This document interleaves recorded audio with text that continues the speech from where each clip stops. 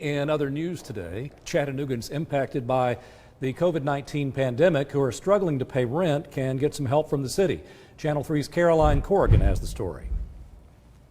As the coronavirus pandemic continues across the Tennessee Valley, so does the need for help from people struggling to make ends meet. Donna Williams, administrator of the Chattanooga Office of Economic and Community Development, says they started working on a program back in March, focused on helping people who weren't able to pay their rent or utility bills. We were able to take $600,000 of HUD funding and added with $250,000 that we were fortunate enough to have received a few years back from the Tennessee Housing Development Agency. To qualify, you must rent a property inside city limits, be a Chattanooga resident, and you must have had your employment directly impacted by COVID-19.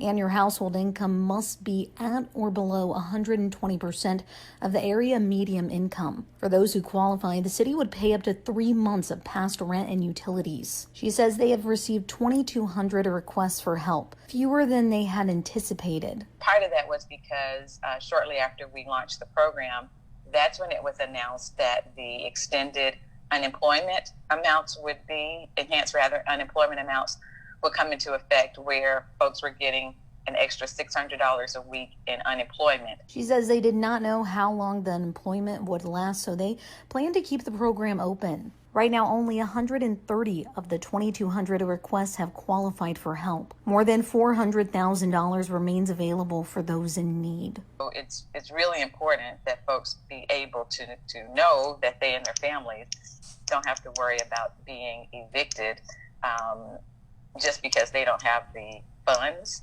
So we want to minimize that level of stress. Help, which will remain available until the money runs out. Reporting in Chattanooga, Caroline Corrigan, Channel 3 Eyewitness News. Tennessee plans to provide an additional $300 a week to unemployed workers impacted by the pandemic. FEMA approved Tennessee's request for additional funding.